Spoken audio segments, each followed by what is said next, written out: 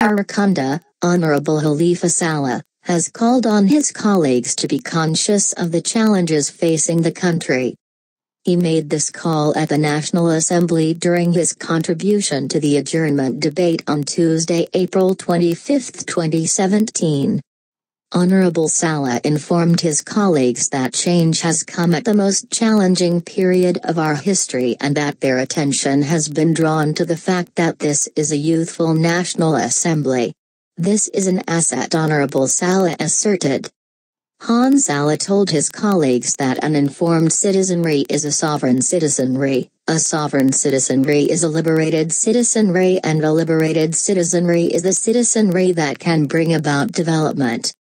He argued that youthfulness without knowledge is like a tree without flower, and that is barrenness.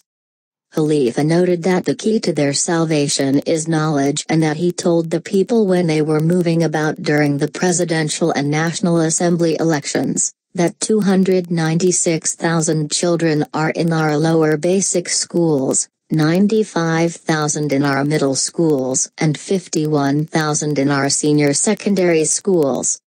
He pointed out that over 400,000 children go out of the school system every 12 years looking for something gainful, and those who travel outside are now being deported.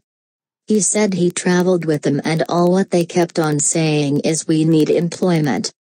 With regard to ministers attending parliamentary sessions, Halifa argued that some people said ministers should attend adjournment debates.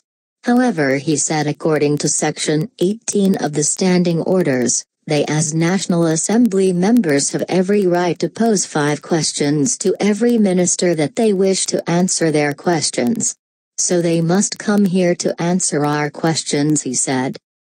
With regard to the unemployment rate of the country, the Sarakunda Nam noted that Section 44 of the Labor Act requires the Commission of Labor to maintain an employment service score, and they will be calling the minister to tell them what is happening on that score.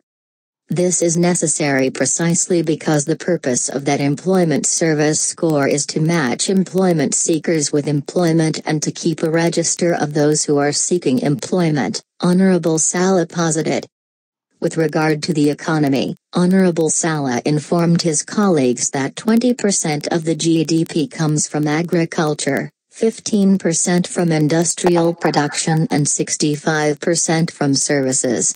He then asked his colleagues what they are doing to build the agricultural base of the country.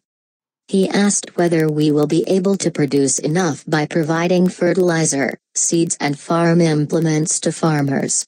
He noted that these issues are programs which need to be initiated, but that they are questions of policy.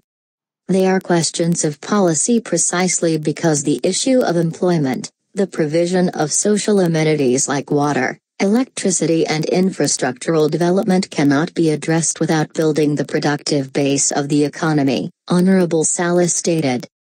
Honorable Saleh further informed his colleagues that it is important for them to understand that to provide employment, we must process our groundnuts into oil, our fish into fish products, our milk into milk products, our fruits into drinks, and our vegetables into other products. He argued that it is impossible for the provision of electricity, water, infrastructure, etc. to come from taxation. Currently, he said, the debt of the country is about 102% of GDP, and that GDP is $47 billion. Honorable Saleh went further to say that if one looks at this year's budget, one will discover that it has provided $14.3 billion in revenue and $19 billion in expenditure, leaving a deficit of $4.7 billion.